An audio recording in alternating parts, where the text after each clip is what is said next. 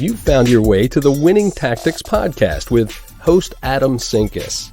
Adam discusses winning tactics with small business owners and entrepreneurs, uncovering processes and introducing the tools and solutions for enhancing the bottom line. Thanks again for finding your way to the Winning Tactics podcast, and now your host, Adam Sinkus.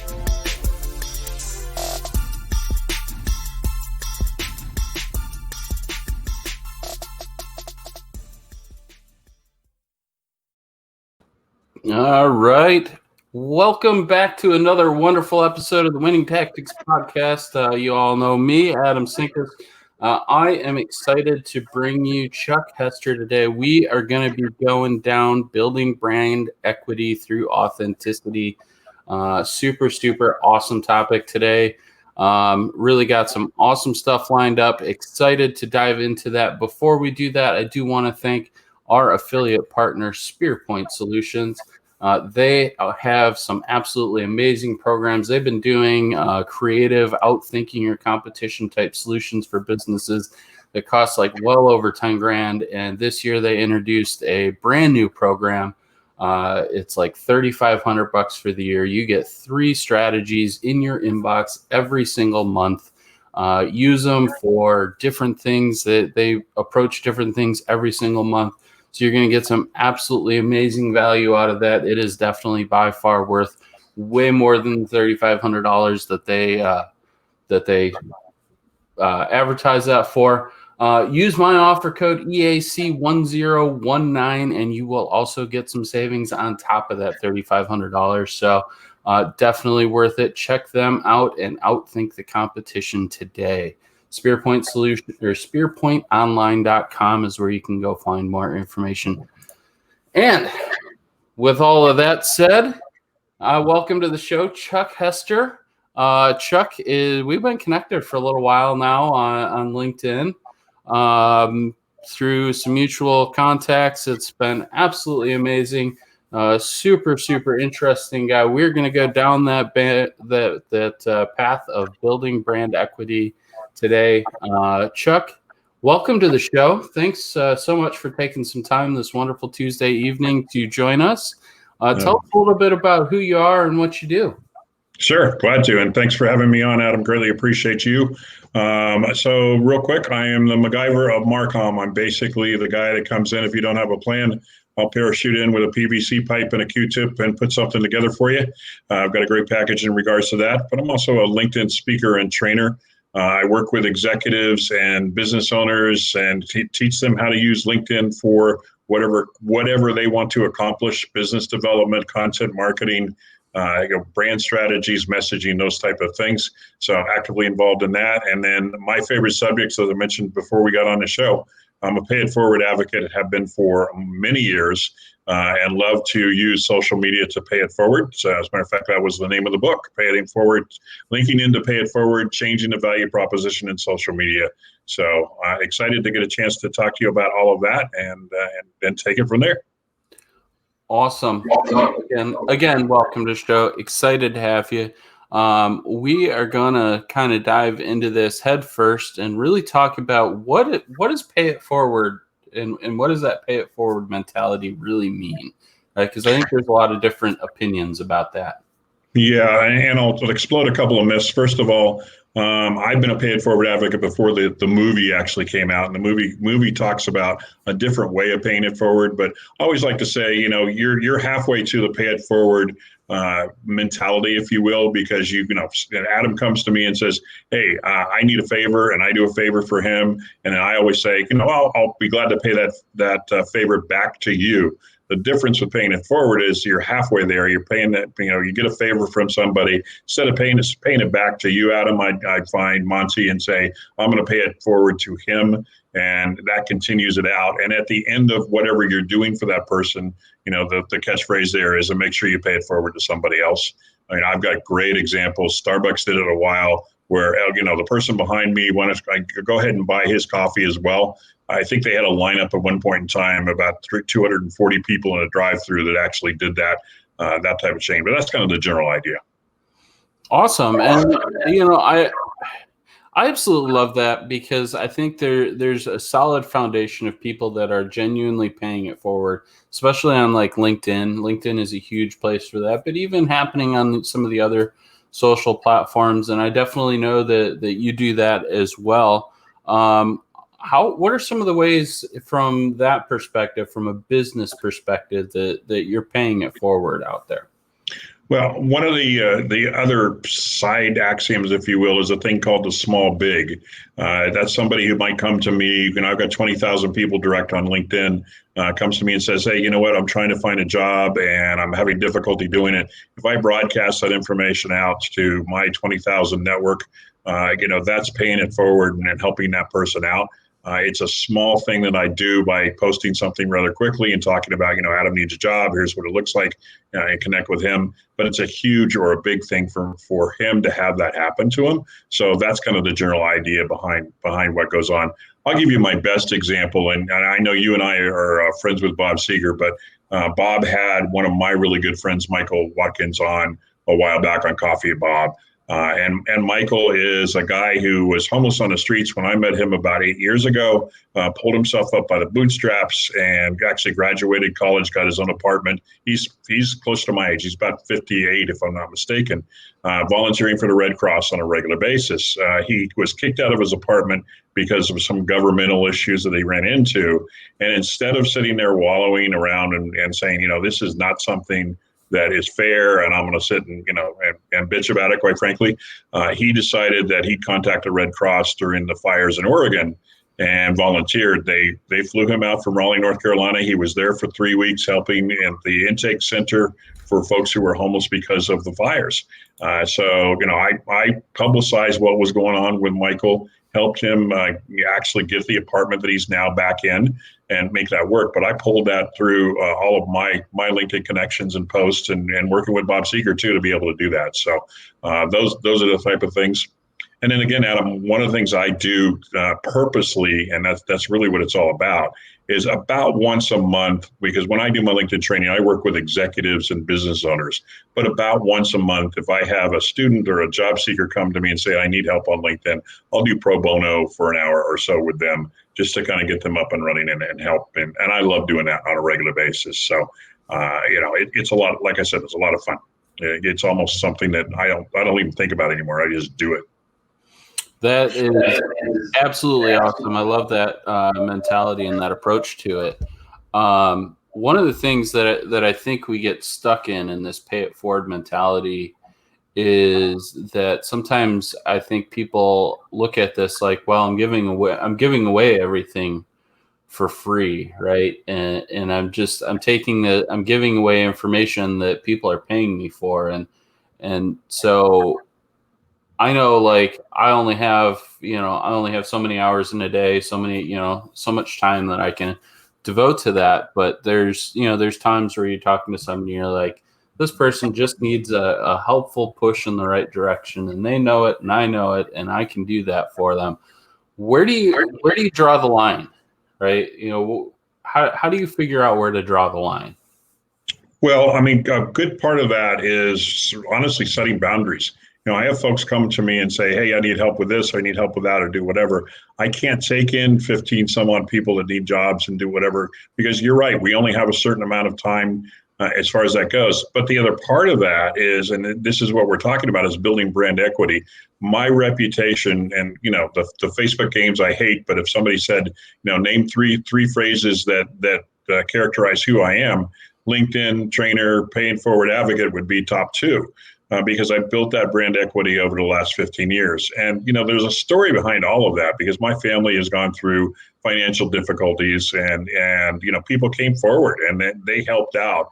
And that's what really spurred it on originally. So it's building that brand equity and being able to get, we both are pretty good people on content for LinkedIn. And, my LinkedIn content is three things: Marcom, marketing communications, LinkedIn tips, and paying it forward. Those are the three things that I talk about on a regular basis, and it builds brand equity. It gets to the point where people go, oh, okay, I know who you are because I've seen your posts, not only about marketing communications, but paying it forward. And I've met some really cool senior executives as a result of that. That's not the main reason I do that, but it certainly doesn't hurt. Yeah, no, I absolutely love that. I think it's interesting to, thinking about content, right? And we put out content and consistently, and there's a lot of people that put out great content consistently out there. And that, in my mind, is really an example of paying it forward. I look at, the greatest people, some of the better content posters in my network, Monty Clark, Lee Rowley, Junaid Iqbal, Joel Wildey, there's several of them I can think of off the top of my head that all put out really good, actionable, I can do things with this information, and take it and run with it. And that, in my mind, is, I think a lot of it is that pay it forward mentality. And just, selflessly putting information out there to help people. Yeah. Yeah, absolutely. And, I've done a lot of corporate social responsibility work. And one of my favorite things to do, when I was the director of communications for iContact, we actually had a formalized program where folks could come in, 1% of equity, 1% of time, 1% of product, and 1% of profits would go to nonprofits every year. The 1% of time in particular was great because we had at that time 50 to 75 employees in different departments, and you get together and you say, okay, each of you get an 8-hour time frame every year where you can go volunteer in the community. Well, the departments would get together, and 7 of the dev folks would get together and go do habitat build or whatever it may be together. And you build brand equity in the process of doing that as well, because folks are seeing you out in the community, giving back to the community that you're serving. And when customers are deciding who they're going to be dealing with and who they're going to want to do business with, that can factor into that. So it's really fairly important to be able to do that. And it's not just, and I talk about this a lot, and Adam, you and I have talked about it a little bit. I work with organizations to figure out how to do messaging and also how to do community relations in such a way that it doesn't feel like you're pandering. Because we're in what I call a triple threat situation, which is going on right now with politics, riots, COVID, all of that. And you can come across, in several very, well-known brands have done that. They come across as, oh yeah, it's something I should do as well. And again, that message just doesn't resonate. It falls very flat. Yeah, no, it's spot on. I think a great example of this is when COVID first came out, first kind of really started to become a widespread issue. Every single brand CEO was sending out in the email, our response to COVID is this, and we appreciate you and all this stuff. Oh, and by the way, buy our stuff while you're at it. It's a great example of that exactly what you're saying there. Brands just latching onto the situation because it's the situation, and well, we should do that. So yeah, absolutely. It really dives us into kind of our next kind of point here, and why the me attitude is really hurting your business and your brand equity, right? And so when I think about that, I think about all these brands that are just responding because it's socially the right thing to do, and it puts them in the news or puts them in front of customers in a different way. What are your thoughts on that? Is that type of response hurting their brand more than helping their brand? I think it can, and the folks that have that me attitude, again, are you doing this because it's something that's the right thing to do, lack of a better way to put that, or are you doing it because your marketing communications people said do it? Because if you don't do it, then they're going to say, why aren't you doing it? So yeah, it can definitely fall flat. I'm in a certain metropolitan area. You guys can figure it out that later. There is a very large furniture sales organization. I won't name names, but when COVID first hit, it was a case of, owner in a mask on a TV commercial saying basically, we are here for you. We're going to make sure you're safe. Our employees are safe. This is what it looks like. And oh, by the way, the bedroom set that I happen to be standing next to is on sale. Within that same message. So yeah, the me aspect of, and you're right, at some point in time, there needs to be a separation of real live messaging that's paying it forward and talking about the community and they'll come to see you if they trust you and they understand the brand and they want to work with you because you're doing the right thing. You don't have to tell them, and you, by the way, you need to buy my furniture or buy my car or whatever it may be. Yeah, it's spot on. I mean, one of the things that I thought was really interesting, I saw it today on Facebook, actually. A young man said, this is in a small business group. He says in his post, he says, I don't know why nobody's come to me with questions about marketing. Well, because you're begging for people to come to you with questions about marketing. Can we keep that going? Yeah, it absolutely floored me. I took a moment to send him a message, a message response to it, and obviously for his privacy, I won't go into that. But sure, it begs the point. He was striving for attention towards his business by making it all about him, mm-hmm. And so it becomes. I see that a lot on social media, right? The look at me. I made a post on it a couple weeks ago. What are your thoughts on people that take that look at me attitude? Are they genuine in their posting strategy and their thought about pay it forward and being there for people, or is it just a ploy? Yeah, now the word you use, which is a word that I will continue to weave into my messaging, is authenticity. I mean, that's kind of the bottom line. I want somebody who's authentic and actually doing it because it's the right thing to do and not because it's the best business tactic. As a marketing person, and you're in the same place, I can see through marketing tactics without too much difficulty. I don't want to do business with somebody who is all about them. I want somebody, and actually that's the axiom that works really well, and that's the changing of the value proposition. I want somebody who's all about me, quite frankly, as the customer, as somebody that's going to be a client. I want somebody who's going to pay attention to my needs, my issues, my problems, and here's what it looks like, as opposed to saying, yeah, you know what, our sales are way down. If you can come out and buy a car or buy furniture, come to my restaurant, whatever, that would be great and that would help.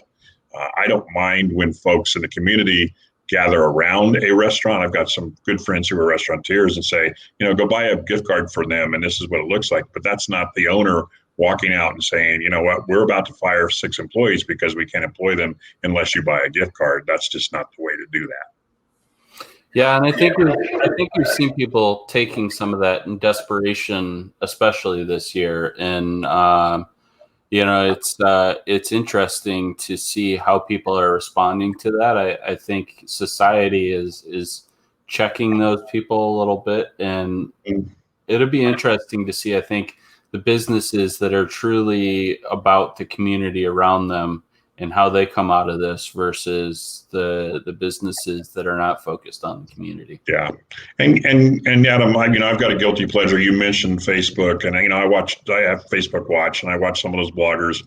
I guess you would call them bloggers or vloggers, whatever you want to call them. That for the longest time were doing silly magic tricks with their fiancés and doing whatever. But several of them have pivoted during COVID, and it's fascinating to watch where they're doing stuff like they'll stop the UPS delivery man and they'll say, okay, we've got 6 envelopes and all you got to do is answer questions and you get whatever's in the envelope. And, at one point in time, I saw one that came in like $600 per person. And this guy is definitely living off of minimum wage and there are no tips. It just floored him. Or even the better one was the older, I think it was Domino's guy that came in and they did a game with him at the kitchen table and said, you get all of these and open up the cup and whatever's under the cup is yours. I mean, it floored him to the ears. And so, doing that kind of stuff is fascinating to see how people are pivoting in the correct way is the best way to describe that, as opposed to pivoting in such a way to take advantage of a situation.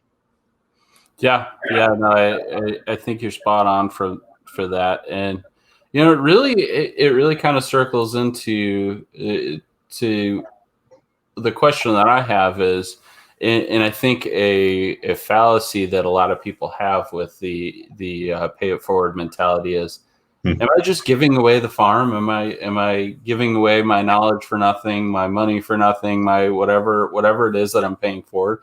Am I just giving away the farm, or is there something greater here at play? Yeah, and I'll give you the parallel because as a LinkedIn trainer, one of my reputations is get me on the phone for 15 minutes. I can answer pretty much any question in regards to LinkedIn and be able to help you out. And I also have, the trademark of hidden secrets within LinkedIn that aren't really hidden, but most people don't pay attention to them. And since I'm on the platform on a daily basis and teaching it and working it, I understand that. And I use that example because I was at a networking event. You and I were talking about this. I was actually at an in-person networking event for the first time in 8 months. And being able to do that. And it was kind of like a BNI type situation where, you introduce yourself and this is what it looks like.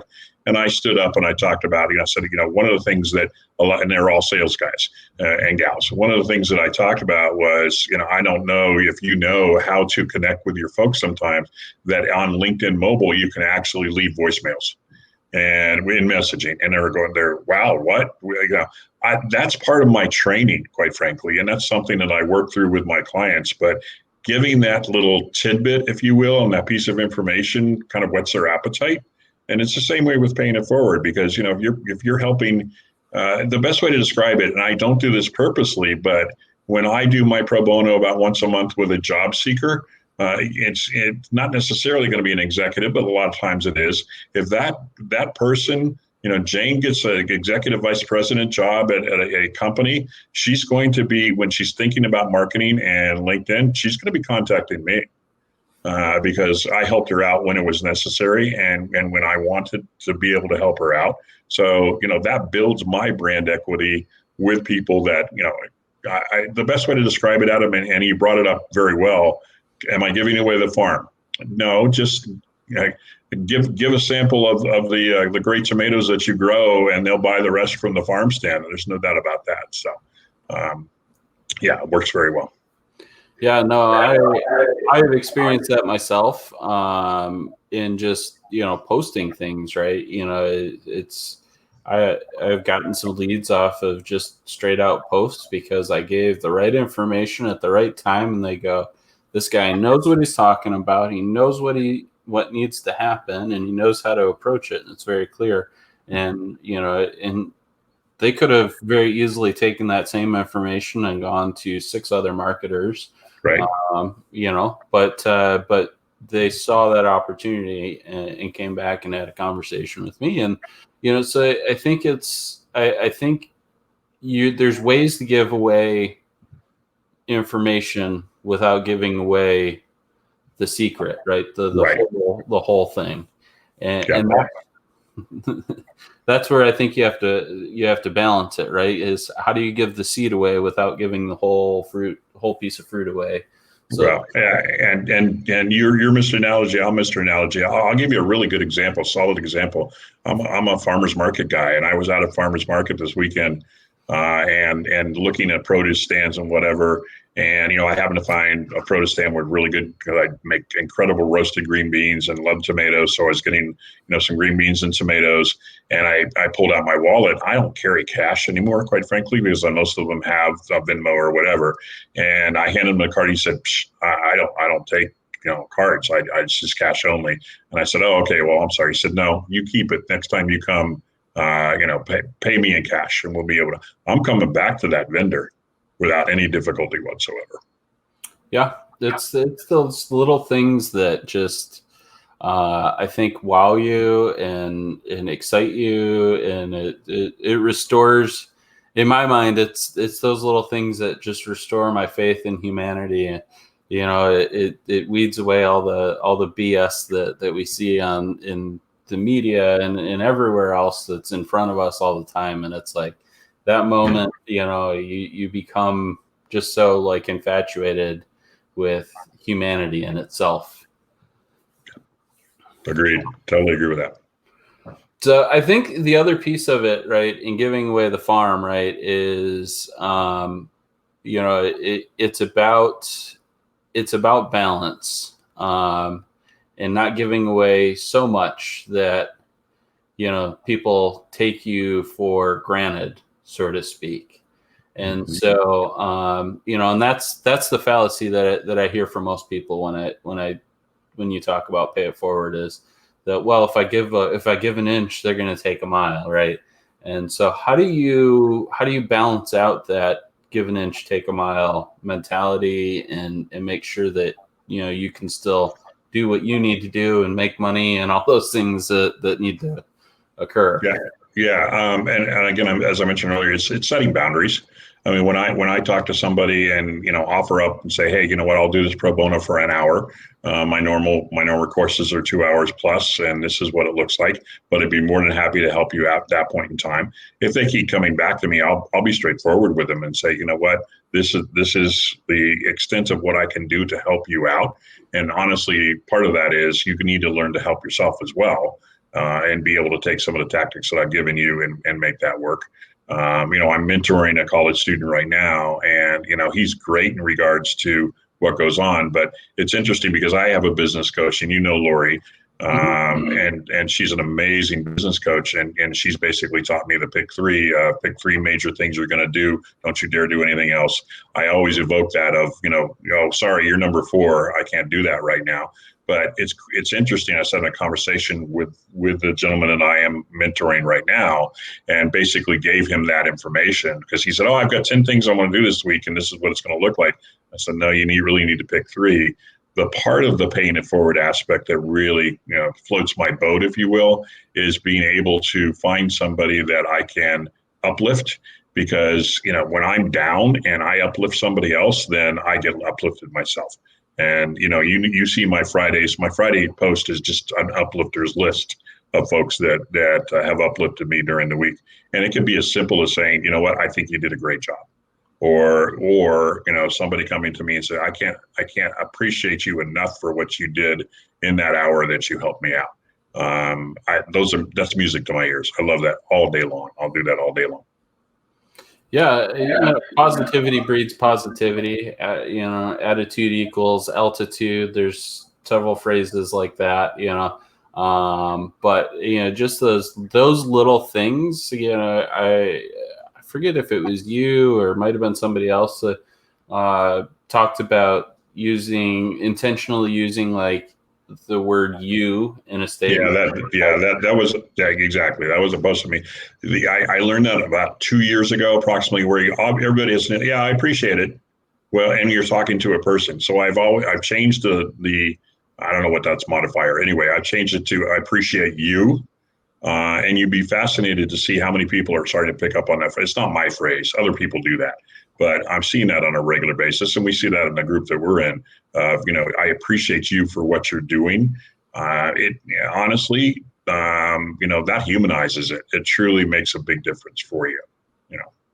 Yeah, that's really, I think, what the pay it forward in my mind is all about, is just rehumanizing life. Yeah, exactly. So we are getting towards the end of time here. I want to wrap up with your final thoughts. So out of everything that we've talked about today with Pay It Forward, what is one thing that people should take away that they can go do something with moving forward? Yeah, I will go all the way back to the fundamental, which is you are halfway to a pay it forward mentality, and that you know how to return a favor. Start paying it forward instead, and find folks who you can help out, and make sure when you do that, if you help somebody, that you remind them to pay it forward. And folks are getting used to that phrase, so they're really comfortable with that. That's one thing that you need to do. The second thing is practice that small big. How long does it take for you to write a 2-sentence post on LinkedIn? But how big can that be to somebody that's coming forward to you? And I guess I've got a third. The final one would be, you are not giving away the farm. If you're being authentic and you're paying it forward, you can do it in increments and in such a way that it can affect a lot of different people. Awesome. I appreciate that. I appreciate your time today, Chuck. Absolutely fantastic information. Where can people find you? Well, my favorite place is LinkedIn, and that's probably the easiest. If you just type in Chuck Hester, there. If you type in me on the web, quite frankly, I've got the first 5 pages of Google, but my preference is LinkedIn, and you can find me there. You know where I am. I'm not a generic invitation person. My favorite phrase when I give speeches, and I'll give it here, all you've got to do is send me a customized invitation that says, saw you on Adam's Winning Tactics podcast and you rocked, and I will definitely answer that and accept your invitation. Fantastic. So go find Chuck Hester on LinkedIn. I appreciate everybody's time. For those of you catching the replay, it will be Thursday at 1 p.m., posted on all the major podcast platforms and YouTube as well. We will see you next week, Tuesday evening again, instead of Wednesday, with Andrew Deutsch. Look forward to that conversation as well. Chuck, again, thank you so much for coming on. And you guys all have a wonderful rest of your week. Thanks, Adam.